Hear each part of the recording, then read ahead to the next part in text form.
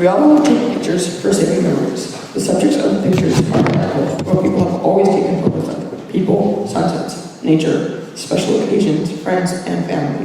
What we take pictures of has stayed basically the same, but the materials used for capturing the light have changed dramatically.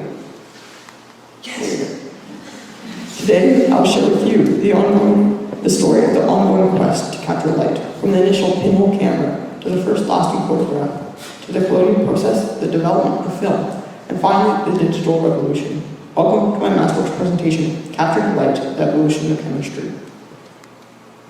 People have been interested in catching light for thousands of years. The earliest known descriptions of capturing light are from the Chinese Mozi. These were written by the Chinese philosopher Mozi around 500 BC.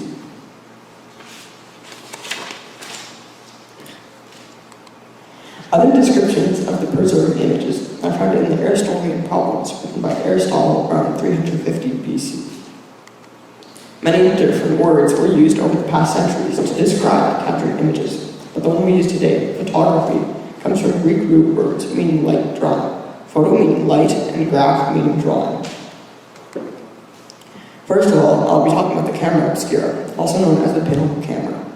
As you should know, the pinhole is the simpleton of all cameras. What makes it a simpleton, you may ask? Well, the pinhole consists of only two things, a box and a small hole inside that box. The small hole can be called a pinhole, thus giving it the name. Mainly, camera obscuras are made of a light-tight box, room, or tent with a small hole on one side. In a tent or room, the hole will be the size of a quarter, and for a box, the tip of a pin. Light from the outside passes through the hole and the image appears on the other side.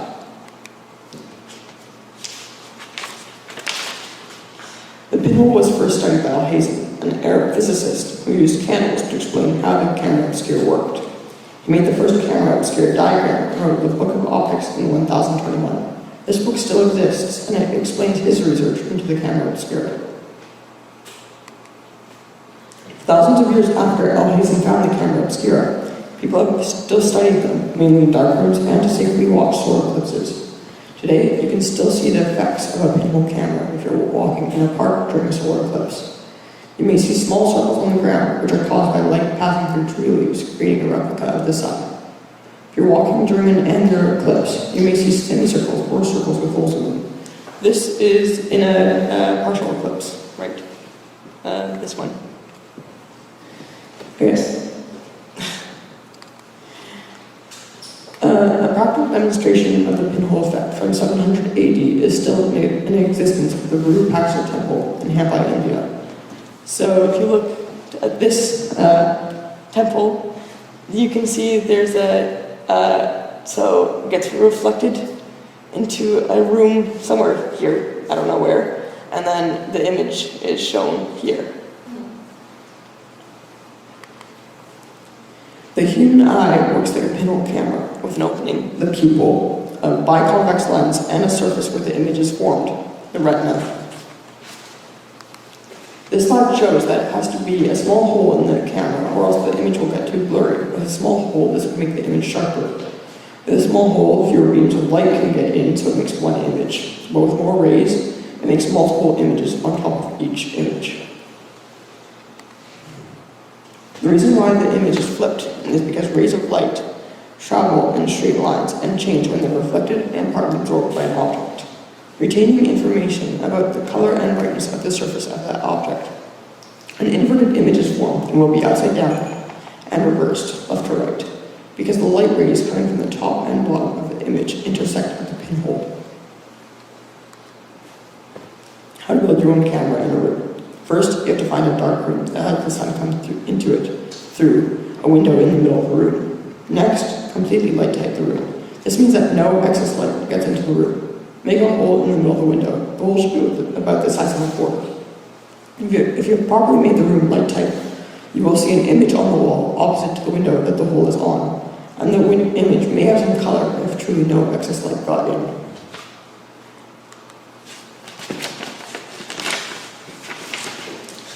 This is a picture of the pinhole camera I made in a room in my house. It was quite hard to completely cover the window. I used garbage bags, cardboard, a yoga mat, a piece of plywood, and duct tape. Lots of duct tape. To take a photo of the image, you have to use a real camera. You can see my camera on the tripod right there. To get a good photo, you have to make the shutter speed slower. For my photo, I left the shutter open for a minute. We increased the aperture, and we also increased the ISO by 23,200. This is the second highest ISO.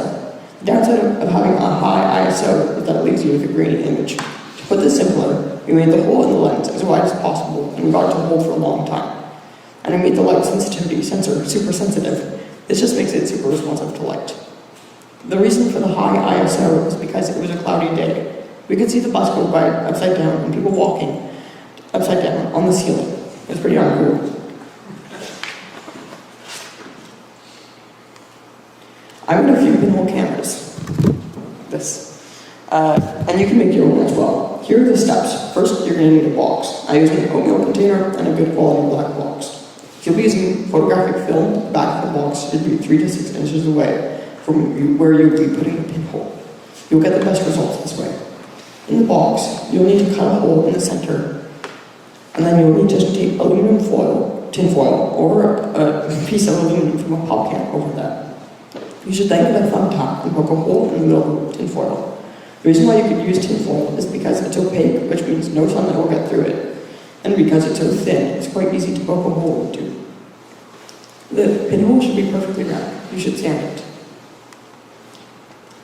First of all, I've heard people call this photo the first photo. This is not true. It should not be called this. Instead, it should be called the oldest surviving photo that has been taken in a camera. I was told when I first wanted to research this photo, it was to capture an asphalt, but as a matter of fact, it's not asphalt, but instead a thin layer of bitumen, which was put on a polished sheet of pewter. The plate was exposed to light for at least 8 hours. It was then immersed in lavender oil, and the bitumen that wasn't exposed to light was dissolved. During this exposure, sunlight is cast on the pewter and bitumen to make a photograph or a halography. This photo from the internet has been digitally enhanced, so the image is clearer.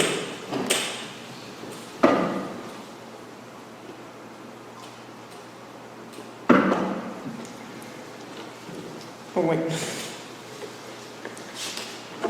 Yeah, this image is what the original photo looked like. It was taken in 1825 by Joseph Nice. That guy.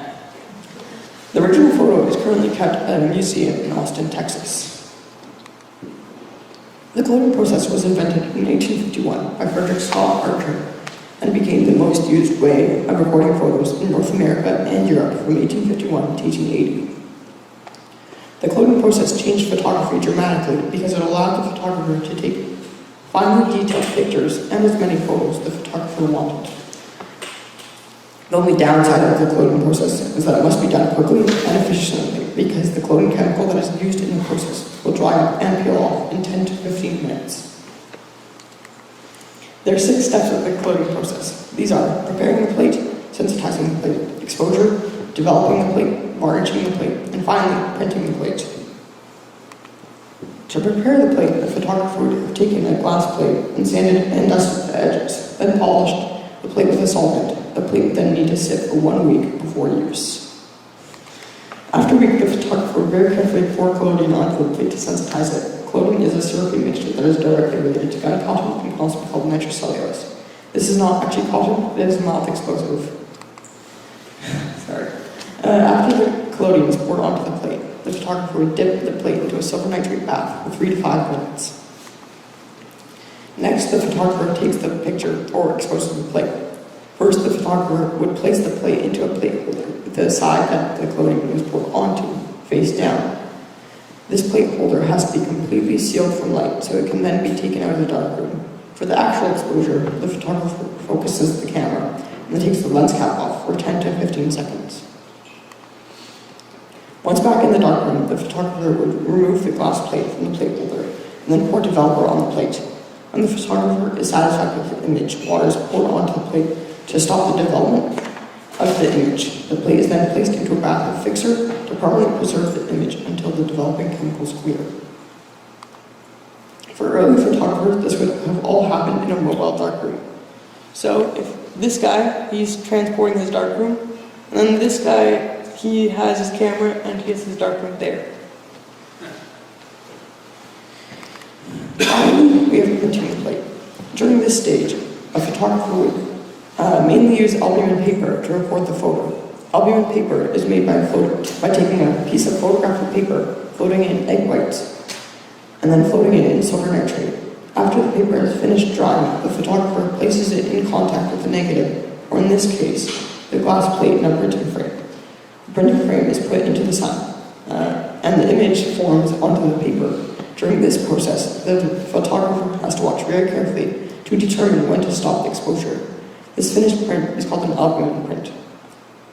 In an albumin print, the colors can range from reddish to purplish brown, and the prints have a rich, glossy surface. This woman here is still making photographs using the cloning process. I met her at a store in Vancouver, and she told me that glass plates are too much work to prepare and clean, so she uses aluminum sheets. And this is one of the photos that she made.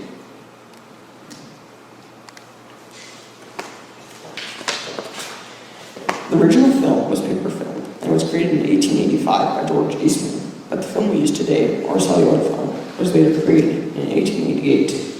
Film is made up of barriers, which are light-sensitive emulsions and filters. I will now explain how the layers within the film produce and protect it. The scratch-resistant layer, as its name states, is for protecting the film. The emulsion layer contains silver halide grains. The main chemistry behind photographic film goes into the emulsion layer. I'll talk about this in the next slide. Next are the adhesive layers. The reason why I said layers plural is because there is a top layer and a bottom layer, and they both serve different jobs. The top layer is a firm, flexible plastic that provides support, and it binds the layers on top of it. The bottom layer has an anti-halation coating, which absorbs light, preventing the light from being reflected back onto the emulsion layer. Film is very sensitive, and I'm not talking about feelings. I'm talking about how that too little light can create a motion blur effect. While too much light can overexpose the film, destroying the photograph.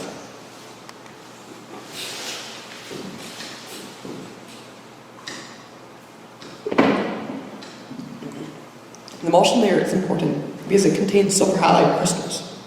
The halide ions can be bromide, chloride, or iodide ions. There are also silver ions called sensitivity specks, which are impurities such as silver sulfide. These are important because they play a role in capturing light energy. If the silver halide crystals were perfect structures, there would be no reaction. But when the structure isn't perfect, and when photons from the light hit these crystals, the electrons are ejected from the bromide ions, causing the ion to be oxidized. The now free electron moves around the crystal until it reaches a sensitivity spec. The electron is then able to combine with the silver ion, reducing it to form metallic silver. The place where all this has occurred is called the latent image center.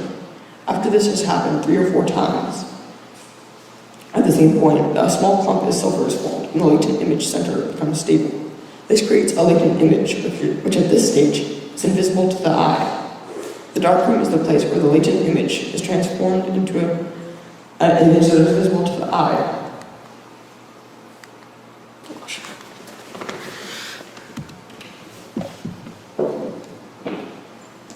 There you go. I made a video about photographic paper and to make your own photographs. So without further ado, here it is.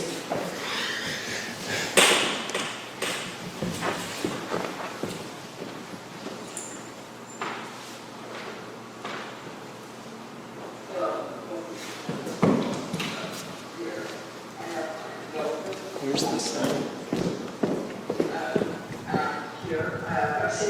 This is not navigating photograph. Now here, I put 2 blankets, and the old mask. Therefore, it's very tight. And then I closed the store. I'm not going to close on you, but I closed the store and I put this blanket. Therefore, now the lights should get to the bottom. And this sleeping bag is here.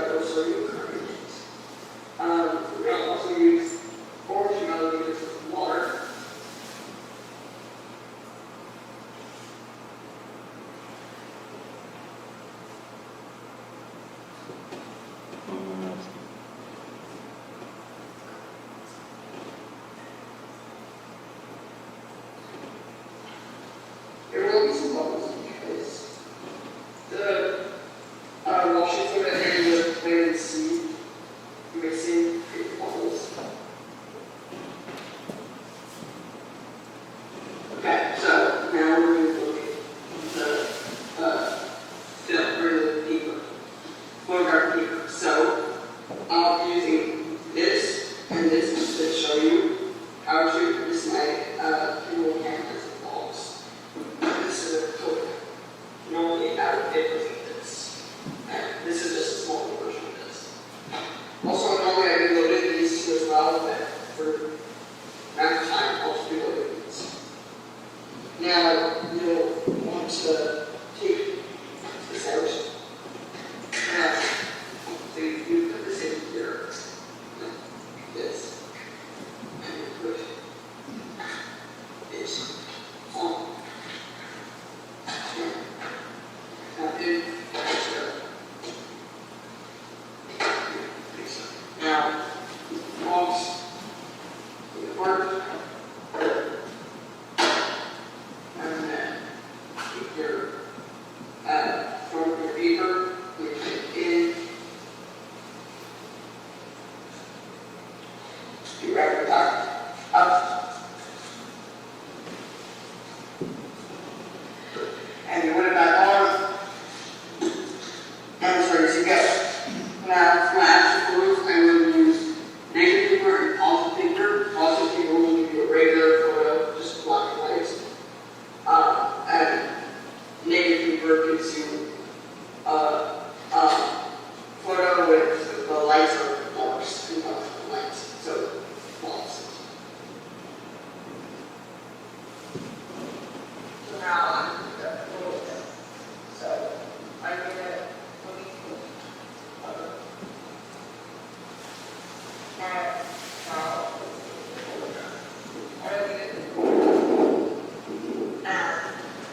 the sun should not be pointed dark because it will ruin the photograph that way. And on a sunny day, I'll leave it for 1 to 2 minutes. And on a cloudy day, I'll leave it open for at least 4 minutes.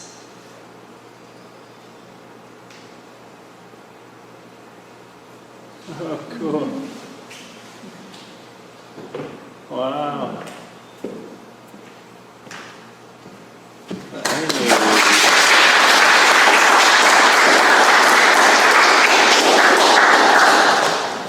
Did you know that the first digital camera did not take the first digital photo? It's true, and I'll tell you why now. Oh wait.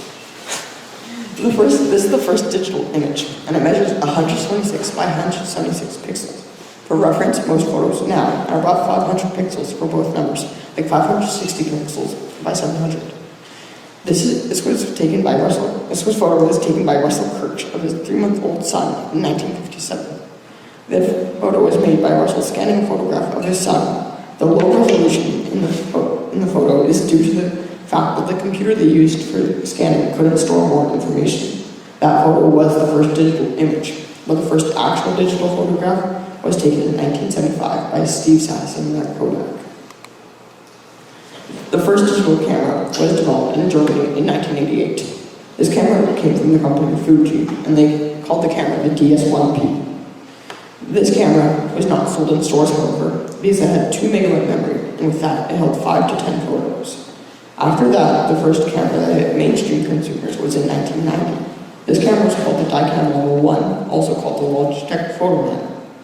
The Dicam Model 1 was quite expensive, at a price of $600, as it exhibited a lowly grayscale 376 by 240 pixel resolution. For a quick comparison, one photo from an iPhone is normally 4032 by 3024 pixels. This for the iPhone X, iPhone 8 Plus, and iPhone 8. On the Dicam Model 1, there was also no preview screen, as later cameras included this. On the Dicam Model 1 did not hit mainstream consumers well, but the media were fascinated by it. Even though these were the first digital cameras, it wasn't until 1990 that digital cameras started replacing film cameras. The digital image synthesis. The way a digital camera works is that the thing that you're taking a picture of enters the camera lens and hits the digital image sensor plate, which breaks it up into millions of pixels. The sensor measures the color and brightness of each pixel and stores it as a number. Your digital photograph is effectively a long string of numbers describing the exact details of each pixel it contains. There are two standard digital image sensors, CMOS and CCD. CMOS means complementary metal oxide semiconductor, and CCD means charge coupled device. CCD sensors have been made for a longer time and produce higher quality images, but they consume as much as 100 times more power than CMOS sensors. CMOS chips are less expensive to produce, but tend to have more noise. They have some differences, but they both do the same job, and that is capturing light and converting it into an electrical signal. So to wrap up, there used to be only a select few who had the knowledge and the materials to capture light and make art with it or photographs. Since the discovery of the pinhole camera, people have worked hard to find ways to hold on to an image of what they could see with their eye and show it off to the public. While working with toxic chemicals, people discovered how to hold a perfect still image on a surface and then keep it there. This means that they could take the surface away from the image and the surface away from the light and still have an image. With this, over the years, people began taking photos with bitumen, which led to silver halide, as well as many other toxic substances. Those with knowledge of chemistry found ways to improve the capturing of light. The invention of film brought the magic of photography to the public, allowing the general population to capture images without significant cost and without needing to work with chemicals. The final leap to digital light capture, however, removed chemicals completely. It is now possible to capture light on a pocket-sized device, creating almost endless images with no cost per image, and it is all created by pressing one button. The ability to capture light is now wider than it has ever been. What started as the chemical wizardry that very few people knew has turned into a common, everyday possibility for the masses. First of all, I would like to thank Adrian for helping me attend with this project and helping me plan and make my Masterworks more interesting. I'd like to thank Harry Wallace for giving me feedback and information to help me with my project. I'd like to thank Jennifer Henriksen for coordinating all of the Masterworks projects and pushing us to get stuff done. I'd like to thank Sam Schaffhauser for telling me and teaching me how to get a good photo inside the pinhole camera room.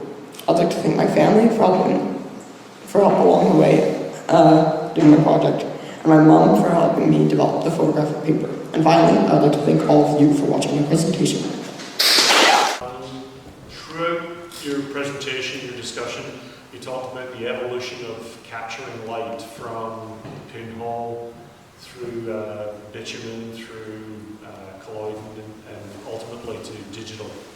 You've seen the applications of those move from landscapes to portraits to selfies and foodies. As it gets more and more accessible to people, do you have any predictions or expectations of what applications you would see photography using in the future? Well, apparently artificial intelligence, it's already in our cameras. It manages the ISO, the aperture, the shutter speed, but it's going to get more efficient and more clear and more efficient and better. It'll give more photographers better images consistently in the future. And also, apparently, there's going to be immersive photography. So Google Maps already has this, but it's going to be pretty much you can be in the world of your photo. So wherever the photo is, say you're here in rainy Vancouver and you have a photo of South America, you can be in the photo and look around at the sky, at the ground, at the llamas or the texture of their fur and everything, and it'll be way more interesting, I guess. Mr. McLean, you took a huge bite out of a complicated topic. This wasn't what you started with, but you said, I'm really fascinated by film and how over time they captured light and we moved into this focus. But a lot of what you said I was trying to help you with, and it was frankly beyond my comprehension. And I think you did a fantastic job of explaining a really deep and complicated topic.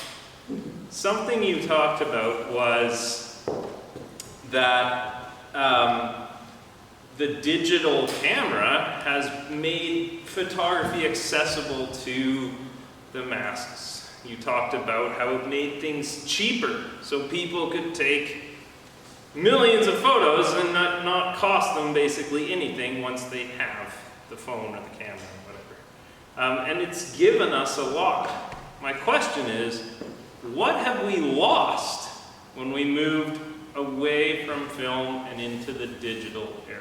First of all, we've definitely lost the speciality of a photograph. It used to be a chemical connoisseur could only make a photo. He'd have to have a master's degree in photography. Now a 2-year-old can snap that photo, the exact same quality picture that he did. So that's definitely changed a lot. And yeah, I think that's like definitely the speciality of a photograph. That's the most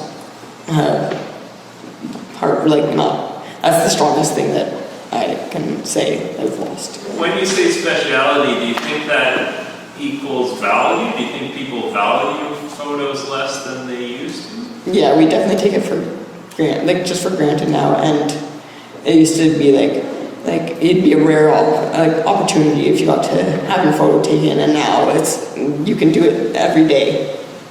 Right. Thank you. Welcome. Yeah. I have a question for you.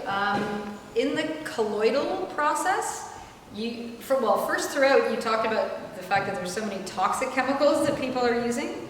I think in the colloidal process you mentioned explosive. Yes. Can you expand on that? It's gun cotton, so it's what? Gun cotton? Gun cotton, yes. Huh. So it's a minor explosive used. I forget what it was used in, but like it's like makeup and other stuff. But it's not like, yeah, it's yeah. Okay, questions from the floor. Any grade 9s have a good question? Go ahead, Ms. Hammerfinger. Mr. McLean, I have a question, but I'm not sure if you'll be able to answer it. It's probably based more on opinion, but recently there's been a movement going back to using disposable cameras and film cameras. I would say even just like in the past 2 years, especially my generation. So I was wondering, do you have any speculation as to why we're reverting? We have the technology in the palm of our hands, but why would we be reverting to using this old? Personally, I don't know exactly why, but personally I find it good because we could get knowledge back of chemicals used in the process. So that's what I find personally, but besides that, I don't really know why it's just a trend, Any questions here? Colin, I'm sorry, for some reason our technical wizardry reverted to something that made it hard to hear what you were doing. You were mixing coffee, vitamin C, and some kind of bubbly something. Washing soda? Yes. It was tasting really good up to the washing soda. What exactly were you doing there? Can you explain that a little bit better? I was making, it was the caffeinol process. So what it is a developer, and it's just so the latent image becomes more visible, and it's an oxidizer for the. So was that, then you would put the paper that you'd expose to the sun in that? Yes. I get it. So the coffee really helps us see. Yes. Always. Always. I have a question for you. When you made your room into a pinhole camera, you had an example of someone doing that, and it was in color, and yours wasn't, I don't think. Yeah. Can you explain why? Because I don't think I light-tighted the room properly, or it. You don't think you light-tighted the room? Okay. Yeah, so I couldn't like perfectly capture the color. I could capture like everything else, like the outline of everything, but then you couldn't capture the color because